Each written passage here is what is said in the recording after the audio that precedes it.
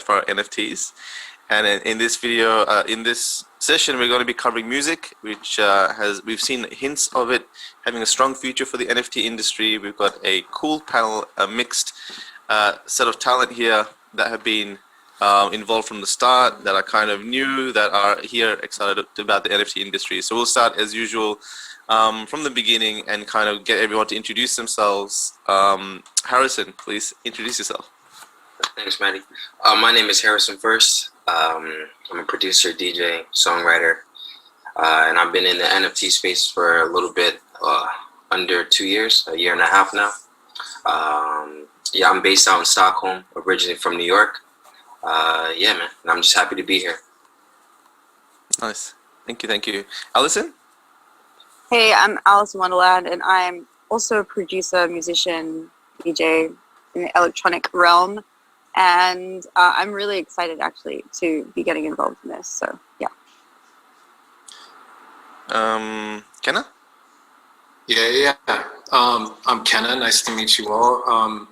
And I'm happy to be here. I'm a musician, artist, but I also run a small innovation lab through RCA label, and we're working in innovation in tech and technology, content, etc. And NFTs are obviously the conversation of the moment, but I've been watching the ascension of blockchain and the NFT movement, but I'm pretty nascent in this, so I'm one of the newbies, and I'm learning a great deal as we talk, but also looking forward to hearing all of the vets' mindsets on things. I think in a way we're all kind of newbies. I mean, some of us have been here for 3-4 years, but like we don't know what the heck's going on. We're all watching and seeing the innovation compound, and people come to us asking for asking questions, and I don't know what, half the time no idea how to give them advice. Yeah, especially in the realm of music, because it's kind of new. Nobody really knows how or which way to go with it. Obviously, it makes sense to it's the next thing that you would do, But a lot of the music stuff is difficult because you're talking about rights, copyrights and stuff like that. And how do you build that right into the smart contract? And that's going to be like the gold if you're really trying to look to make it like an NFT music, thing. Mm-hmm. Totally. By the way, you guys are free to jump in. It's a conversation, less me kind of directing the whole thing. But yeah, feel free to jump in. Frankie, did you want to introduce yourself as well? Because I know you obviously yeah, the people Frankie you know. Needles, I guess originally started with blockchain stuff with DCL, and music was really the original thing I wanted to do in the whole first place. I've been a DJ for 20 years or something like that. Done music with Buddha Monk and Wu-Tang and people like that, and just kind of always been around the underground hip hop industry. So I was like, my first thought was to do music, and then I found myself just diving into the blockchain stuff and NFT stuff. So really, music is, at the end of the day, what I'm going to end up be doing. I'll probably end up doing some DJing and stuff like that in my tavern that I built in Decentraland, but that's kind of how far away it was. Like, now I have a bar in Decentraland first, then I did the music stuff, It just worked out that way. Totally, man. I think oh, sorry. Yeah, go on, Alison. Yeah, for me, as an artist, in terms of this being all new and trying to work around it as a musician, I've actually found it super exciting because I feel very, very comfortable in the digital world, and it's something that I use to connect with people. And, I have so many creative ideas that I really wish I could do in real life, and it's just, there's so many cool things that I can achieve on here in this completely different universe, and it's really, really, really fucking cool for me. I'm like, wow, I wonder if I can do this. You know what? I can. By the way, for context, I'm at an airport right now, if anyone's wondering.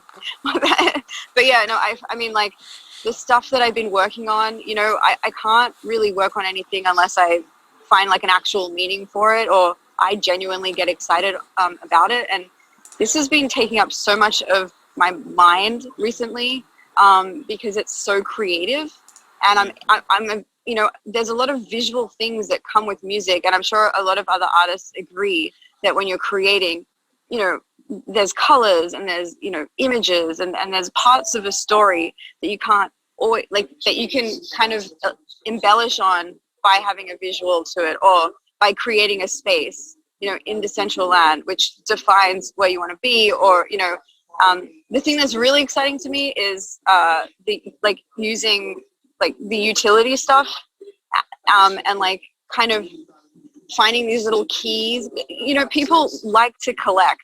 I like to collect, and I want to do stuff that people are going to enjoy being a part of, almost like a game or collecting, and being able to enter these secret little things because they have this thing. And I want to give people an experience.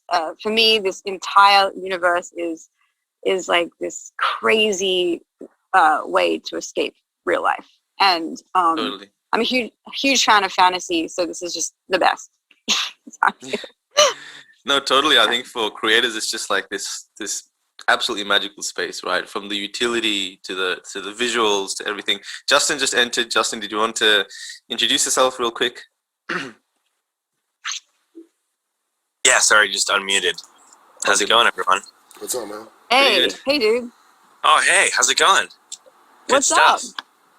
Just hanging out. With we have too many messaging apps. I have Slack, iMessage, WhatsApp, Telegram, Discord, Oh boy. and Signal all open on my screen. It's too much. There'll be probably a couple more next year. Don't worry. Jeez. But no, it's a really exciting time. I think that for artists like you, Alison, it kind of opens up the mind to new potentials, new mediums to be creative. And Yeah. you know, I've been chatting with, you know, when Calvin Harris did his drop, we talked for quite a bit about how, you know, he's been focused on one type of music for the past 6 years, whereas like for the past 15 years, he's always loved to experiment with analog synths and mess around. And now he has a means of doing so without necessarily worrying about, you know, how the algorithm is going to treat that music. So this just creates a new medium for artists to be creative and to try different experimental things, combining art and technology. And that's kind of what's always excited me about, you know, both NFT and distributed ledger tech for the past 4 years, kind of hoping that this moment would actually happen, and it's happening. Yeah, that's totally. the other thing is I feel like so much creative freedom in this, kind of way more than I felt in a long time, because it's just it's purely about the art and less about the opinions for me. And I don't know, it's just really kind of like the wild west of being creative again, Totally which Yeah, I we've miss, seen it you with know. like like the art community. They were able to kind of, you know, jump on this technology and really be paid for their own artwork, and be paid like residually for their own artwork too, which was really cool. And hopefully into the future we can see all that with music, and I think that's going to open up a lot of avenues for people to just be as creative as they want to, and don't have to necessarily make songs the way people necessarily are expecting it. You know what I'm saying? Like,